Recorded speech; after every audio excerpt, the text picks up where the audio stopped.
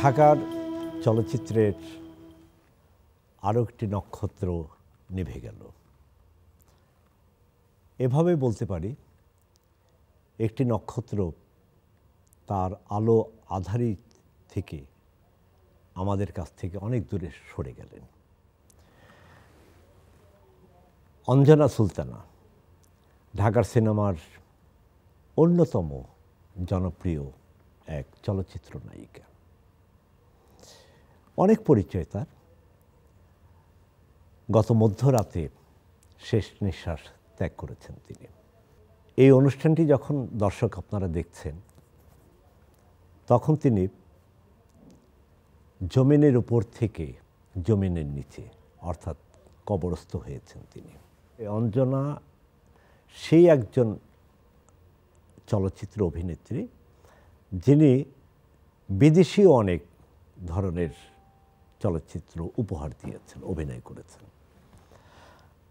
অঞ্জনার স্মৃতি নিয়ে, কেমন মানুষ ছিলেন, কি করেছেন, একটি নির্ধারিত সময়ের মধ্যে আমরা দুজন বিশেষ অতিথির কাছ থেকে জেনে নেব তার সম্পর্কে। উপস্থিত আছেন এই স্টুডিওতে প্রখ্যাত চলচ্চিত্র পরিচালক মতিন রহমান এবং অঞ্জনার সঙ্গে বলা যায় প্রচুর ছবিতে সহশিল্পী হিসেবে, নায়ক হিসেবে যিনি আলো ছড়িয়েছেন অঞ্জনার পাশাপাশি, তিনি ইলিয়াস কাঞ্চন। তাকেও স্বাগত। মতিন রহমান, তার ছবিতে অঞ্জনাকে আমরা পাইনি বলতে গেলে, কিন্তু মতিন রহমানের উপস্থিতিতে অঞ্জনা বেশ কিছু চলচ্চিত্রে অভিনয় করেছেন। মতিন রহমানের মামা আজিজুর রহমান বিখ্যাত পরিচালক। তার একটি ছবি, যে ছবি অঞ্জনার প্রসঙ্গ এলেই যে ছবিটির কথা আসে, অশিক্ষিত, সেই অশিক্ষিত ছবির শুটিং চলাকালীন সময়ে মতিন রহমান দীর্ঘ 1 মাস, আমার যদি ভুল না হয়, লোকেশনে উপস্থিত ছিলেন। মতিন, একটু বলবেন যে কেমন ছিলেন আসলে অঞ্জনা, অথবা অশিক্ষিতের সেই কালজয়ী যে উপস্থিতি, সেই সময়কালের কথা যদি একটু বলেন। আসলে আজকে আমরা খুবই বেদনা আহত আমাদের সহশিল্পী অঞ্জনাকে হারিয়ে, এবং নিশ্চয়ই কাঞ্চনের মনেও সেই ধরনের বেদনা কাজ করছে, কারণ এটা আমাদের জন্য খুব আনন্দের নয়, বিশাল একটা শোকের। একটা প্রতিষ্ঠিত পুরস্কারপ্রাপ্ত একজন শিল্পীকেও হারালাম এবং আমাদের সহকর্মীকে হারালাম। প্রসঙ্গে আসলে অঞ্জনার একটা জিনিস লক্ষণীয়, সেটা হলো যে ও এত সরল, শিল্পীরা এত সরল হয়, সেটা যদি উদাহরণ খুঁজতে যাই তো অঞ্জনাকে ছেলে মানুষের মতো, একটা ছেলে মানুষ। ওর কাছে কোনো কিছুই যেন দেখানোর কিছু নেই, যা সবাইকে ভালোবাসতেছে, সবাইকে কথা বলছে। দ্বিতীয় মানবিক গুণ যেটা আমি দেখেছি, যেটা হলো যে ও সবসময় যখন গল্প বলে, স্মৃতি কথা উচ্চারণ করে, তখন সবসময় বলে কে তাকে সুযোগ করে দিয়েছে, কার সাথে কি তার রোমান্টিক স্মৃতি আছে, কে তাকে সাহায্য করেছে। অবলীলায় সে গল্প করে, নিজের কোনো প্রশংসা সে নিজে করে না আর কি। তো এটা একটা মানবিক গুণের একটা সবচেয়ে বড় দিক বলে আমি মনে করি। শিল্প অঞ্জনা এখানে ব্যতিক্রম। আমরা ছিলাম প্রায় 1 মাসের মতো ছিলাম। সত্তর সাহা ছবির প্রডিউসার ছিল, একটি জমিদার তার গ্রামের বাড়ি, তার হাটহাজারী চট্টগ্রাম, বিশাল জমিদার বাড়ি। এবং যে এই যে 1 মাস, সেই সময় নায়করাজ, দারুণ একটা ব্যাপার। রাজ্জাকের সঙ্গে অঞ্জনা, এটা কিভাবে যে অ্যাডজাস্ট হচ্ছে, কিভাবে করবে পরিচালক, এটা কিন্তু একটা বিরাট একটা ব্যাপার ছিল, কারণ অঞ্জনা রাজ্জাকের সাথে অভিনয় করছে আর কি। তো সেখানে সত্য সাহার একটা চ্যালেঞ্জ ছিল যে আমি এমন একটা চরিত্র খুঁজবো যে খুবই সরল, গ্রামের সাধারণ মেয়ে, তার ভিতরে কোনো রকম অহংকার নেই, সে ওই গ্রামের ভিতরে সে রাতের বেলা চুরি টুরি করে ইত্যাদি। গল্পটা এই ছিল। এই 1 মাস বা 1 মাসের মতন সময়কালে অঞ্জনাকে যেটা আমি দেখেছি, খুবই পরিশ্রমী মেয়ে, নির্লোভ। এবং যখন তার শুটিং না থাকতো, রাজ্জাক ভাইয়ের শুটিং হতো, সারা রাত সে বসে থাকতো। এটা একটা শিল্পীর বড় হওয়ার যে একটা চেষ্টা, বড় হওয়ার যে একটা অধ্যবসায়, আমি সে অঞ্জনাকে দেখেছি। তার তো একটা বেসিক বড় পরিচয় হচ্ছে নাচের শিল্পী। নাচের শিল্পী। সে ছবিতেও সেরকম নাচের গান টান ছিল, আমি বউ হব না রে ইত্যাদি গান। একটা দৃশ্যের কথা আমার মনে আছে, পুকুরে নেমে সে শাপলা ফুল নিয়ে বলবে যে শাপলা ফুলের সাথে আমি খেলবো আর কি। তো পানিটা তো গভীর, ও সাঁতার জানে না। তা আমার মানে পরিচালক আজিজুর রহমান বুদ্ধি করে ওর মাজায় দড়ি বেঁধে পুকুরের মধ্যে নামিয়ে দিয়ে দড়ি হাত ধরে বসে রয়েছে, ও যাতে ডুবে না যায় আর কি। তো এরকম অনেক স্মৃতি আছে। কাঞ্চন বলুন। আমার প্রথম কথা হলো যে আজকেই অঞ্জনাকে নিয়ে এখানে তার মৃত্যু নিয়ে কথা বলতে হবে, এটা আমি আশাই করিনি, আসলে ভাবতেই পারিনি আর কি। কারণ হলো গিয়ে যে অঞ্জনার সঙ্গে যখনই দেখা হতো তখনই তার সঙ্গে আমার খুনসুটি চলতো, তখনই তার সঙ্গে আমার মানে কিছু বিষয় ছিল আর কি। অঞ্জনা আসলে খেতে খুব ভালোবাসতো আর কি, যার জন্য আমি সবসময় ওর একটা খোঁটা দিতাম, পেটুকি বলতাম আমি, হ্যাঁ তুই খালি আমাকেই করস। এই যে বিষয়গুলো আমার কাছে মনে হইতেছে যেন এটা জীবন্ত, মানে আমি যে ও যে মরে গেছে এটা আসলে আমি মানে বিশ্বাস করতে পারতেছি না আর কি, যে এত জীবন্ত একটা মেয়ে। মানে মানুষ তো বেঁচে থাকে বলে জীবন্ত বলে, কিন্তু ও কিন্তু ওই জীবন্তর মধ্যেও জীবন্ত একটা মেয়ে আর কি। আমি বলবো যে এত উচ্ছ্বাস তার মধ্যে। আমার জীবনে প্রথম নারী অভিনেত্রী মানে শিল্পী দেখা যেটা, সেটা আমার জীবনে প্রথম হলো আমি অঞ্জনাকে দেখি। তখন আমি হিরো হইনি, আমি গ্রাজুয়েটস হাই স্কুলের আমি ছাত্র। তো গ্রাজুয়েটস হাই স্কুলের এটা হলো গিয়ে জমিদার বাড়ির একটা পোর্শন, কিন্তু পাশে কিন্তু জমিদার বাড়ির একটা মন্দির আছে, কিন্তু বিশাল মন্দির। সেই মন্দিরে শুটিং হচ্ছিল দস্যু বনহুরের। তো আমি তার মুক্তিপ্রাপ্ত প্রথম চলচ্চিত্র, হ্যাঁ প্রথম চলচ্চিত্র। তো আমি সেখানে গেলাম, বিশ্বাস করবি রহমান, আমি তোরে কি বলবো, মানুষ যে এরকম সুন্দর হইতে পারে আমি কিন্তু এটা প্রায় আমি কিন্তু প্রায় ওকে বলতাম যে আমি কি দেখছি তোকে, হ্যাঁ যে মানুষ যে এত সুন্দর হতে পারে। আমার কাছে মনে হয়েছিল যে এটা মানুষ না, এবং আমার টাচ করতে খুব ইচ্ছা করছিল যে এটাকে সত্যি সত্যি সত্যি মানুষ না, এরকম আমার একটা আগ্রহ জন্মাইছিল যে আমি ওরা টোকা দেব, মানে দেখবো মানুষের মতো, মানুষ না এত সুন্দর ছিল। আর তারপরে ওখানে একটা গানের শুটিং ছিল, ওই যে পরীদের মতো, যার জন্য সাজছেও সে ওরকমভাবে। তো সেই মানে আমি বলবো যে আমার জীবনে প্রথম যে নায়িকা দেখা, আহা এটা নায়িকার মতো নায়িকার মতো নায়িকা। তারপরে অঞ্জনার সঙ্গে একটা নাগিন ছবির আমাদের বলায়ের মানে পরিচালনা, হ্যাঁ আরে বাপরে বাপ, সেই ছবিও তো মানে 20 কন্যার প্রেম। তো সেই ছবিও তো ওই যে নাচ, আরে বাপরে বাপ, মানে চিন্তা করা যায় না। এবং ওর সঙ্গে ওই সময়টা আমি অনেক অনেক ছবিতে আমি অভিনয় করতে। আজিজুর রহমান বুলি ভাই ছিল ওই ছবির মানে পরিচালক এবং ফাইন্যান্সার বলবো আর কি, কারণ ওটার প্রডিউসার সত্যি কথা বলতে যে অঞ্জনা ছিল আর কি। তো ওই ছবিতে দুটো নায়িকা ছিল, তো এক আমার মানে ডাবল পার্ট ছিল, বাবা এবং ছেলে। তো সেই জায়গায় ওই ছবিতেও কিন্তু অঞ্জনা তখন বুলি ভাইয়ের ওয়াইফ, হ্যাঁ তখন বুলি ভাইয়ের ওয়াইফ ছিল আর কি। তো সেই ছবিতে মানে বাবার যে পোর্শনটা সেটার সঙ্গে অঞ্জনা ছিল আমার সঙ্গে, আর একটা মানে কলকাতার একটা মেয়ে ছিল। তো ওই ছবি আছে। এছাড়াও অঞ্জনার সঙ্গে আরও অনেক অনেক ছবিতে মানে আরেকটা ছবি যেটি মানে আমি বলবো যে আমরা বেনু বলে ডাকতাম আর কি, তার পুরো নামটা আমি এই মুহূর্তে বলতে পারতেছি না, বেনু ভাই বলে ডাকতাম আমরা, একটা পরিচালক। তো এইটাও আমার জীবনে প্রথম দিককার ছবি আর কি, প্রতিশোধ। সেই প্রতিশোধ ছবিটাও কিন্তু মানে ওইটাও কিন্তু কালজয়ী একটা ছবি, কিন্তু ওইটাও কিন্তু সুপার ডুপার হিট ছবি।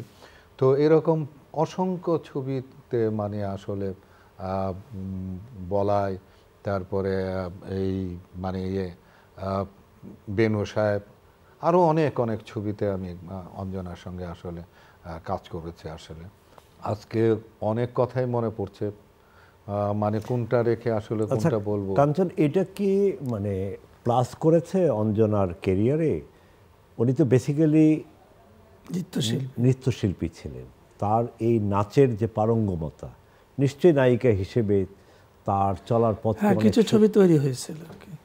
যেমন আইজুর রহমানের ফুলেশ্বরী, তাকে কাস্টিং করা হয় তার উপর গল্প নিয়ে আর কি, যে সে একটা যাত্রা দলের নর্তকী, ফারুক হলে হিরো।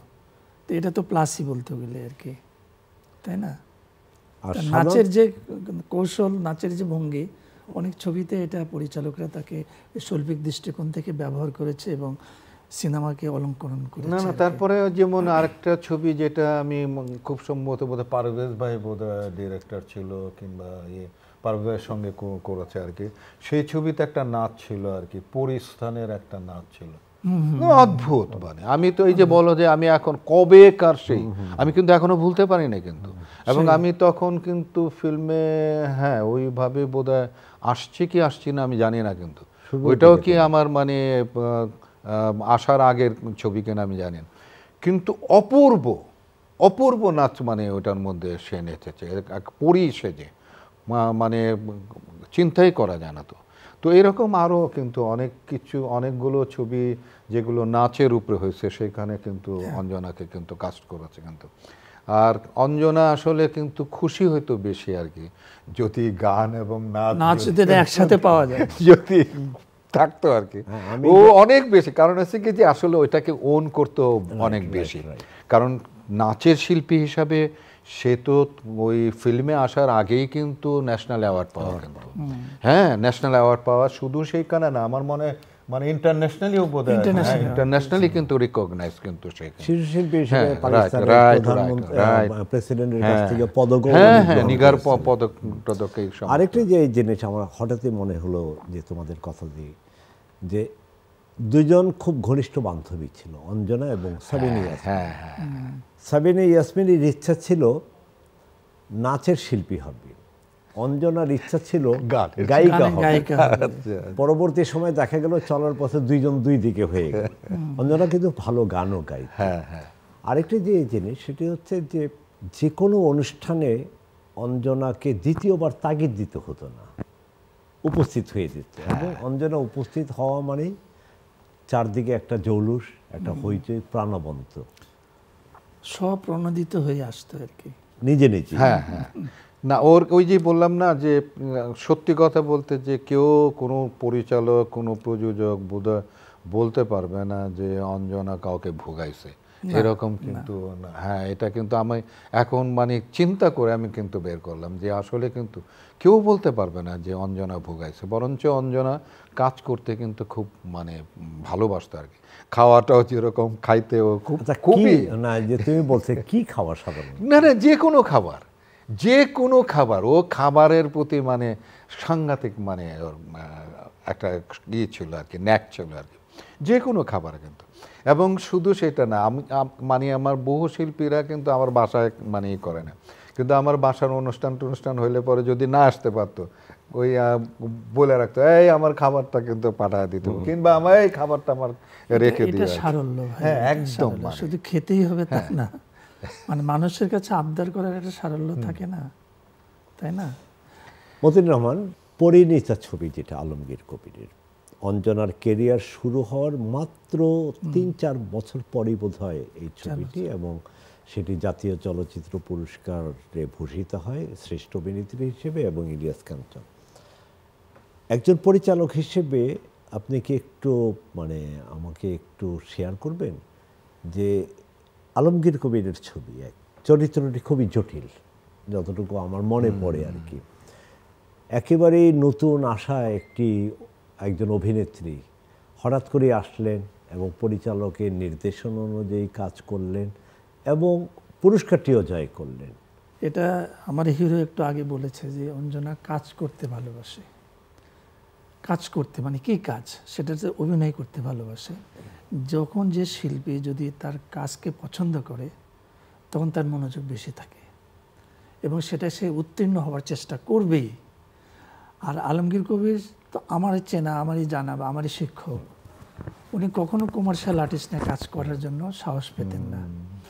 উনি দেখেছেন, পছন্দ করেছেন, তাদেরকে স্টাডি না করে কিন্তু সে নেয়নি আর কি, যে কারা তাকে তার চরিত্রে পরিণতভাবে তার চরিত্র সে করতে পারবে। এই জন্য দুজন এই সে সময় পপুলার ধারার দুইজনকে শিল্পীকে সে নিয়েছে, কারণ হচ্ছে তাই না? তার বিচক্ষণতায় এটাই সে নিয়েছে এবং তারাও খুব মনোযোগ সহকারে কাজটা করেছে, বিধায় তারা উত্তীর্ণ হয়েছে এবং তারা সেই সম্মানটা পেয়েছে, এটা আমার ধারণা আর কি। তবে রহমান আমি বলি, আমি যেহেতু ওই ছবিতে কাজ করেছি আর কি, তো সেইটা হলো গিয়ে যে শিল্পীরা আসলে হয় কি যে একজন পরিচালকের হাতেই হলো গিয়ে সবচেয়ে জাদুটা কিন্তু ওই জায়গায়। কিন্তু একজন পরিচালক কিভাবে শিল্পীটাকে মানে ট্যাকেল করে, এটাই কিন্তু বড় ব্যাপার। কিন্তু যার জন্য কিন্তু আমি কিন্তু একটা কথা বলি যে একই শিল্পী কোনো একটা ছবিতে অভিনয় করে সে পুরস্কৃত হচ্ছে, আবার কোনো একটা ছবিতে অভিনয় করে পুরস্কৃত তো হইলই না, আর বরঞ্চ বদনামও হয়। কিন্তু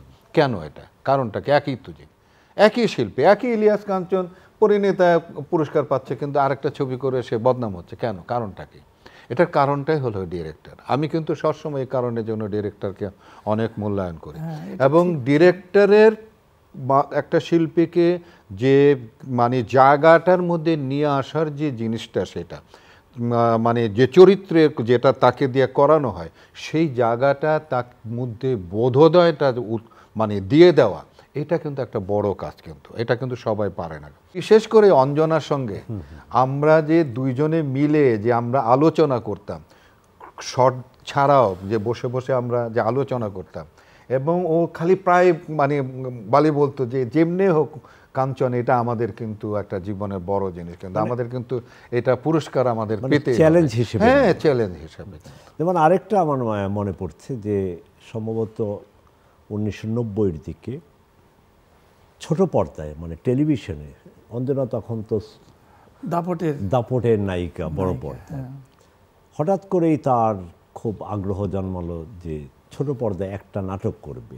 আচ্ছা, নাটকটার নাম এই মুহূর্তে মনে নেই।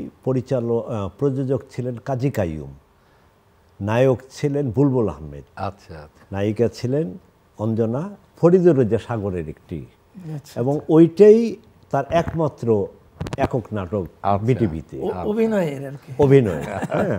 তো তার এই যে আলোচনায় আসলো যে বহুমাত্রিক একটা আগ্রহ ছিল সব দিকে, নাচে, গানে, বড় পর্দা, ছোট পর্দা, হ্যাঁ, সবাইকে নিয়ে এক্সপেরিমেন্ট করা। তো আসলে খারাপ লাগছে। কাঞ্চনের একটা কথাকে আমি কিউ দিয়ে বলি যে আজকে আমরা সবাই কিন্তু শীতের পোশাক পরে আসছি, তাই না? তখন শিল্পমেলা চলছে আর কি সংসদের সামনে, বিশাল শিল্পমেলা, এবং ফার্মগেটের ব্রিজটা ওপেন হয়েছে।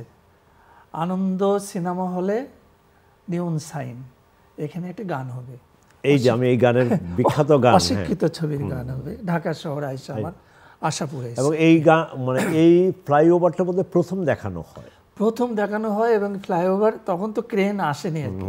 সত্য সাহা সেই আপনার বিদ্যুৎ থেকে একটা হাইড্রোলিক ক্রেন নিয়ে আসছে, সেটা তো স্মুথ যায় না, থেমে থেমে থেমে থেমে ওঠে। মানে তার শটটা হলো আনন্দ। সে কিন্তু ওই শাড়ি পরে কি যে ধৈর্য, কি যে কষ্ট, তার যে মানে ডিভোশনটা থাকার কারণে অঞ্জনা কিন্তু আলাদা। এই স্মৃতিটা মনে পড়লো পোশাক দেখে আর কি। শুধু তা না, আমি বলবো যে অঞ্জনার আরও একটা গুণের কথা আমি বলি, সেটি হলো যদি কোনো কাজ যদি না থাকে, তাহলে শিল্পীদের কিংবা এফডিসি কেন্দ্রিক কোনো প্রোগ্রাম, কোনো অনুষ্ঠান তুমি দেখাইতে পারবা না যে অঞ্জনা উপস্থিত হয়নি। দাওয়াত নাই, সমিতির মিটিং চলতেছে, অঞ্জনা এসে সবার সাথে, এবং মানে অদ্ভুত ব্যাপার। মানে এবং আরেকটা জিনিস যেটি, সেটি হলো যে এই যে আজকে তো ওর মৃত্যু নিয়ে আমরা কথা বলতেছি, কিন্তু ওই মৃত্যু মানে আজকে যদি অন্য কারো মৃত্যু হইতো, আজকে কিন্তু অঞ্জনা থাকতো, কিন্তু এখানে কেউ না থাকতো, কিন্তু অঞ্জনা কিন্তু। হ্যাঁ, এইটাই আমি এইটাই বলতে চাইতেছি যে ওর মৃত্যু নিয়ে আজকে আমাকে কথা বলতে হবে, এটা মানে আমার কাছে মানে এই যে তোমার পেছনেই আছে তার ছবি, লেখা আছে স্মৃতিতে অঞ্জনা। একটা জিনিস, জীবন্ত একজন মানুষ চোখের পলকেই কয়েক ঘন্টার ব্যবধানে স্মৃতি হয়ে গেল। অনুষ্ঠান একেবারে শেষ দিকে মতিন কিছু বোঝায়। আমি যেটা বলতে চাচ্ছি যে হয়তো দর্শক মনে করছে যে কাঞ্চন আর আমি কেন এত হেসে হেসে কথা বলছি, আমাদের তো অনেক ব্যথা হওয়ার কথা, কষ্ট কিন্তু আমাদের হচ্ছে আর কি। কিন্তু ওর স্মৃতিগুলো এত বেশি লাইফফুল, এত বেশি প্রাণবন্ত, যেটা বলতেই আমাদের মনে হচ্ছে যে আরো বলি। এই কথাটা দর্শকদের জানালাম, আমরা কিন্তু হাসছি অনুষ্ঠানে, কিন্তু আমাদের ভিতরে কিন্তু একটা রক্তক্ষরণ হচ্ছে আর কি। যে রক্তক্ষরণ তারও ছিল জি গত রাতেও। প্রিয় দর্শক, অঞ্জনা ছিলেন, এখন নেই। আসলেই কি নেই? বলা হয় স্মৃতিতে তিনি আছেন, এবং যতদিন আমরা মনে করি এই সামনের মেধাবী মানুষরা যতদিন আছেন ততদিন অঞ্জনা নামের এই অভিনেত্রীটি প্রাণবন্ত হয়েই থাকবেন, জীবন্ত হয়েই থাকবেন। অঞ্জনা যেখানেই থাকুন, ভালো থাকুন। শুভকামনা আপনার জন্যে।